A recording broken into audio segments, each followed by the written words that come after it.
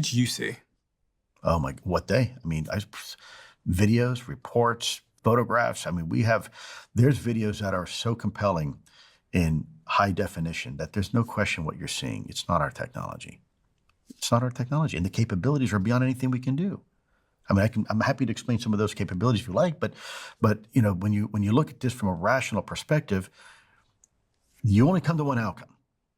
But it's only one it can be. The other one is so remotely possible that the mental gymnastics to get to that, and we can go into that in a minute, it's absurd. And so let's go into a little bit about what makes these things unique. Okay, because planes fly and UAP are in the air, so that doesn't make them unique, and things go fast and whatnot.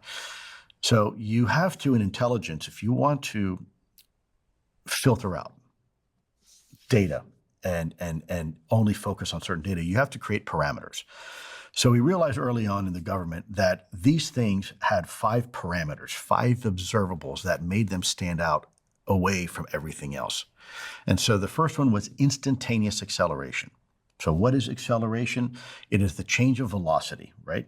It is the ability to change your velocity very quickly. And as a result, as a consequence, there are inertial forces that are experienced. So for us human beings, we express those inertial forces as g-forces.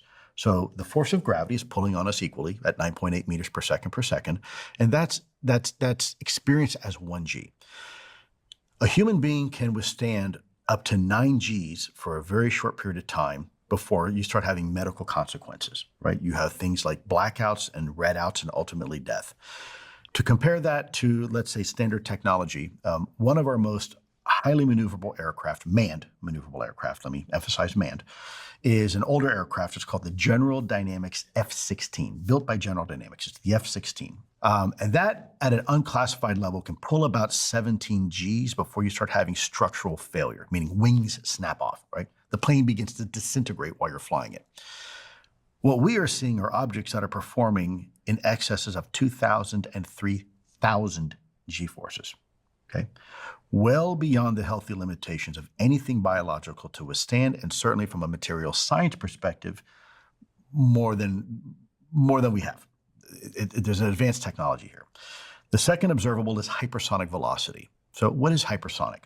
Hypersonics are those speeds in excess of Mach 5 or above. What's a Mach? It's the speed of sound, roughly 760 some miles an hour at sea level. So really fast. Now, do we have technology that can do hypersonic? Sure we do, absolutely. We have one of the best examples is a Lockheed YF-12A SR-71, otherwise known as a Blackbird.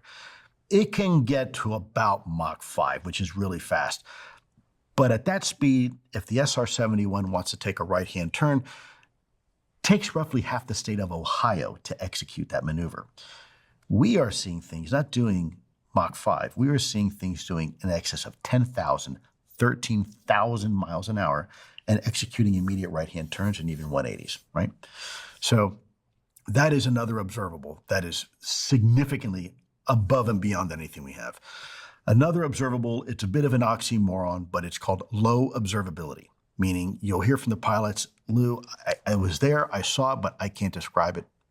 It didn't have wings, didn't have a rudder, a tail, anything, no rivets, nothing.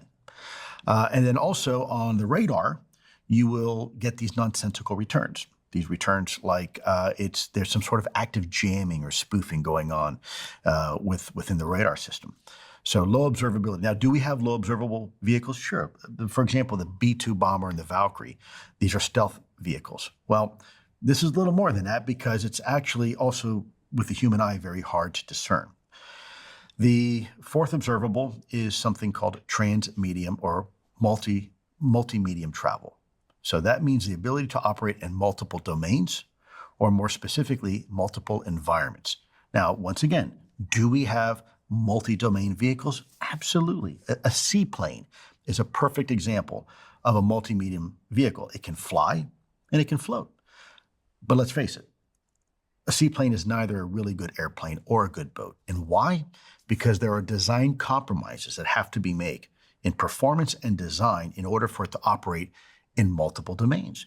And that's true with just about every technology we have. The more domains we want something to operate in, the more sacrifices we have to make. That's why a submarine looks like a submarine, because it's designed to be underwater, and a plane looks like a plane, and a rocket looks like a rocket. These things can operate in multiple different domains. They can operate in air, underwater, and possibly even space, but they don't have that performance and design sacrifice that we have to do with our technology.